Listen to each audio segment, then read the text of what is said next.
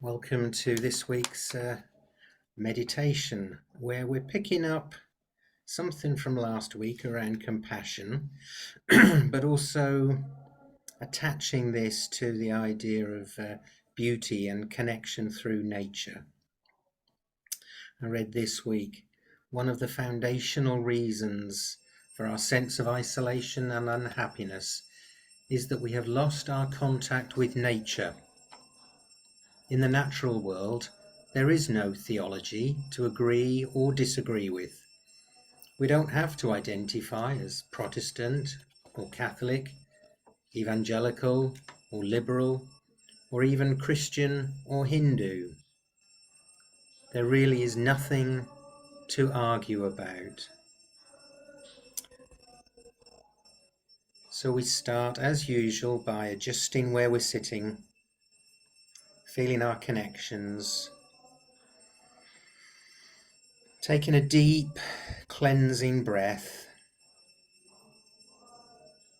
and either lowering our gaze, using the image on the screen, or closing our eyes. And we start by grounding ourselves. Really bring your attention to where you're sitting,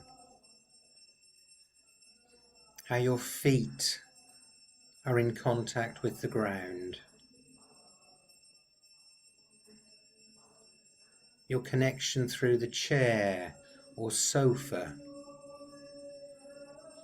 and all this connecting to the earth, which literally is holding us up, unconditionally, effortlessly, even compassionately. And so as you breathe in deeply again, breathing in through the nose and out through the mouth,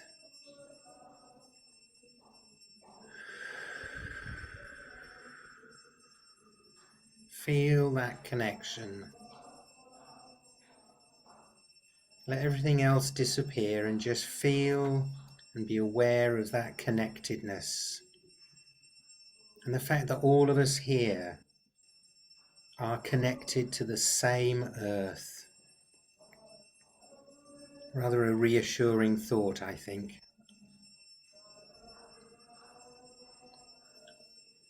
And now take the attention back to the breath. The air entering through the nostrils, passing down your windpipe, into the lungs, and the expansion. The belly rising on the in-breath and falling on the out-breath, and notice the air again up through the windpipe and now out through the mouth.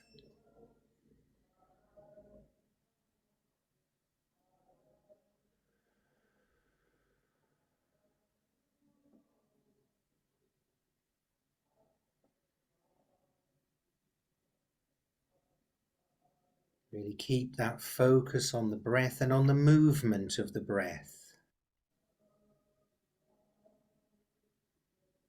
The movement of the breath in unison with your body moving. The contraction, if you like, as you breathe in, and the relaxation as you breathe out.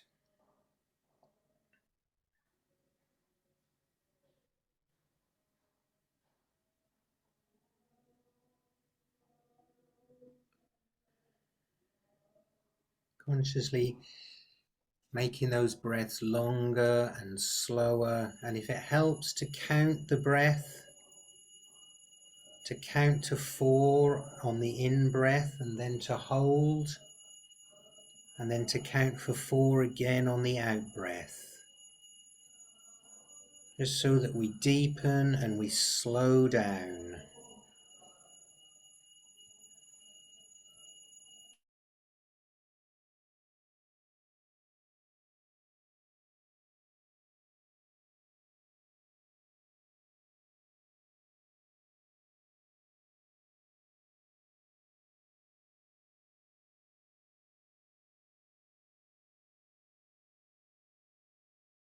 And then thinking beyond just the earth upholding us, we think of everything that has come from the earth. The air, the clothes that we wear, the food we've eaten today, all comes from the earth.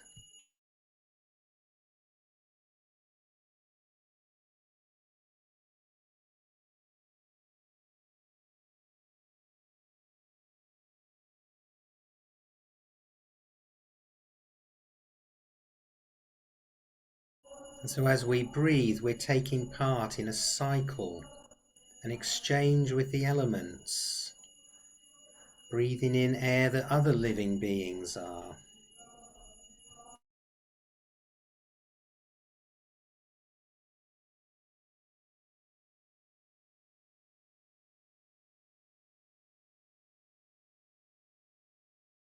And so finally bringing a thought to the breathing, breathing in the compassion of the earth and breathing out gratitude.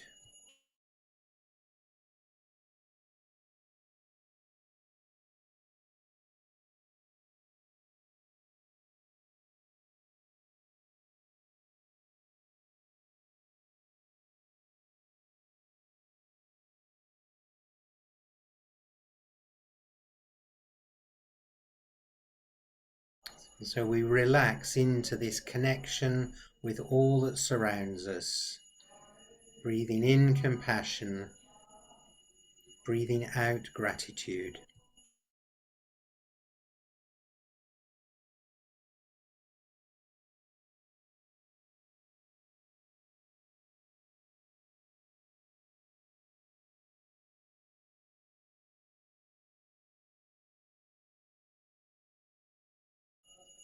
Just attaching one or two thoughts, one or two quotes to this idea. In the Christian scriptures we read that what can be known about God is perfectly plain, since God has made it plain. Ever since God created the world, God's everlasting power and divinity, however invisible, have been there for the mind to see in the things that God has made. Every day, and that's from Romans, Paul's letter, every day we're given a natural way to reconnect with God, which doesn't depend on intelligence or religious belief, just depends on really being present and noticing our surroundings.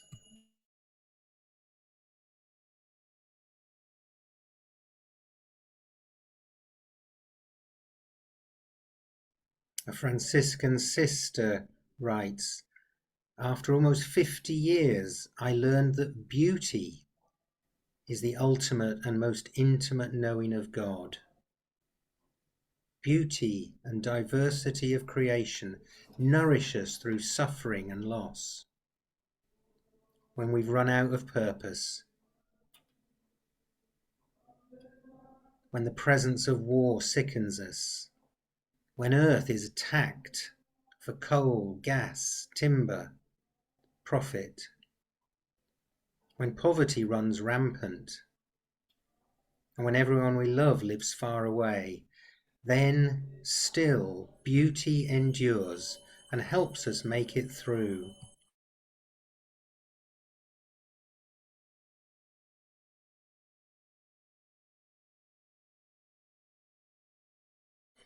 And another theologian, Thomas Berry, reflects again on this much needed connection with nature. He says many earlier people saw a world imaged forth in the wonders of the sun and clouds by day and the stars and planets by night.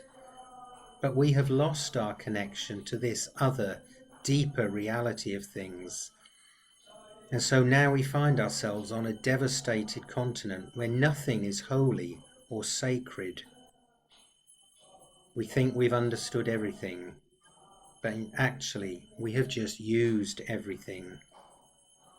And he goes on, "To preserve this sacred world of our origins from destruction, our great need is for renewal of our religious and spiritual tradition.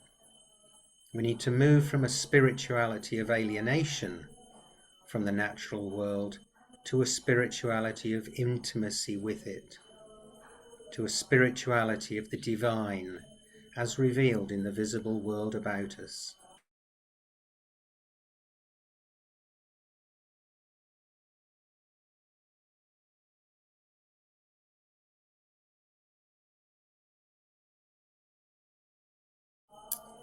And we might have different images of nature.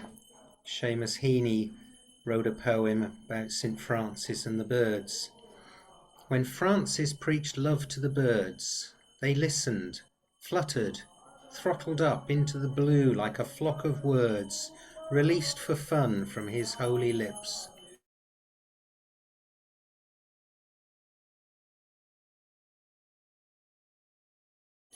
Or it might be an image of flowers, and for me at this time of year it's daffodils, these in my garden, or it might be a gift that we were given from the local church, or the daffodils on the roadside.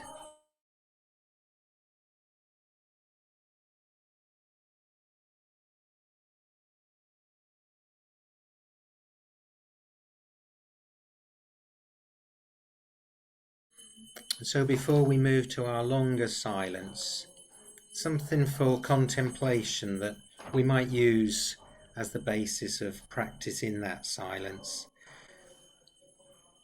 I invite you to visualize a place or being or community you love that is suffering from environmental harm.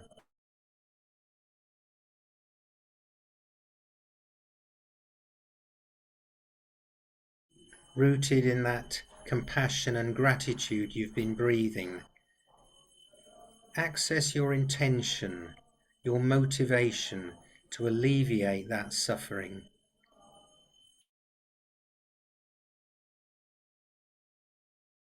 So now, when you breathe in the thought of what is being suffered, and then as you breathe out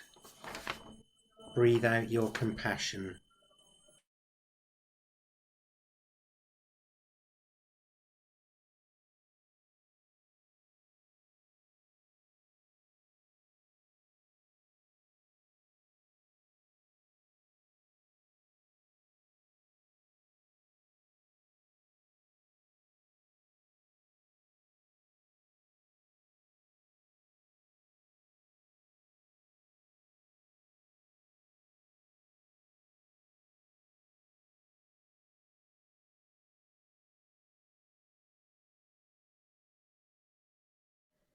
And perhaps extend that to anyone in your life, including those we don't know so well. Could we make a difference to someone? Seemingly little things can be very touching. Not as a burden, but as an active practice to push back against helplessness and despair.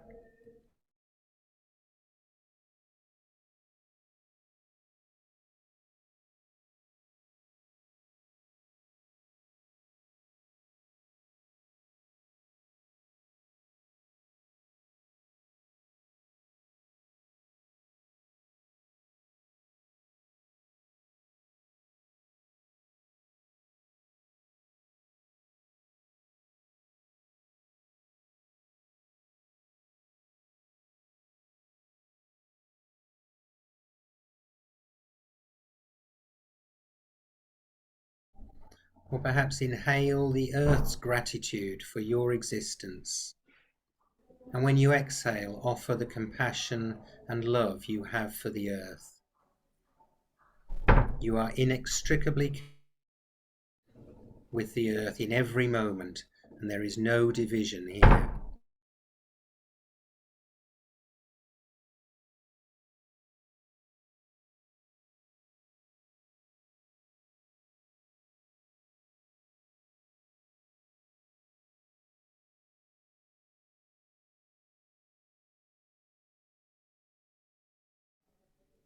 And so we'll move to our silence with some Music again from Salt of the Sound.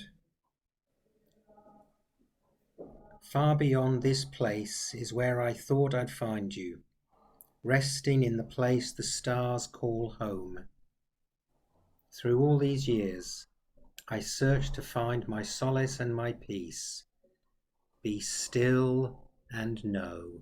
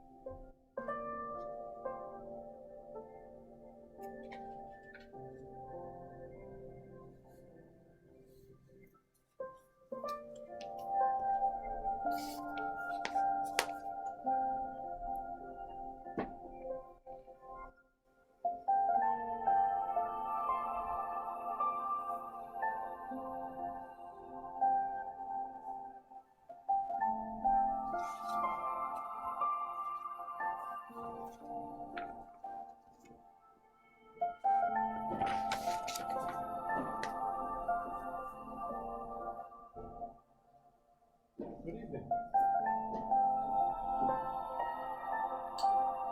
You do.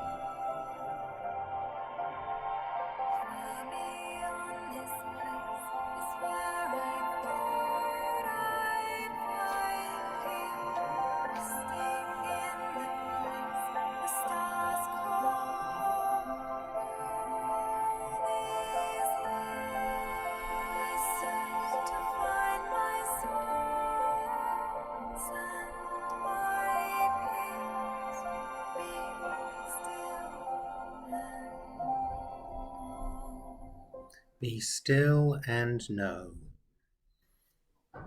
So move into our silence, perhaps breathing in the suffering and breathing out your compassion, or breathing in gratitude and breathing out compassion, or simply using the breath or using the quiet and the silence to step away from your thoughts and experience deep peace.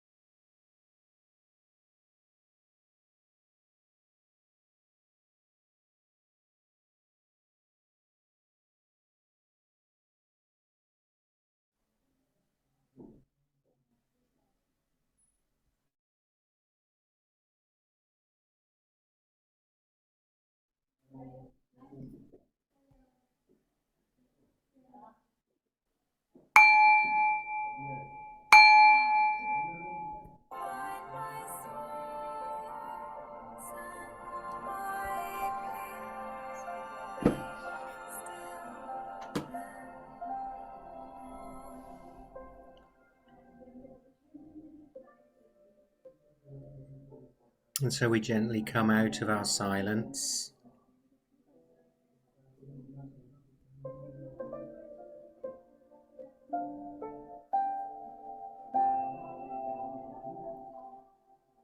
reconnecting ourselves physically with where we are. Maybe a deeper breath, a gentle opening of the eyes.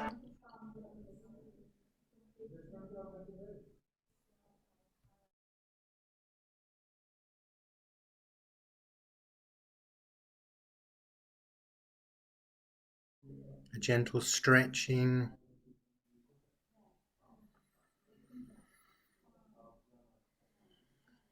breathing in compassion, breathing out gratitude, and some closing words from Louisa Alcott, best known perhaps as the author of the novel Little Women.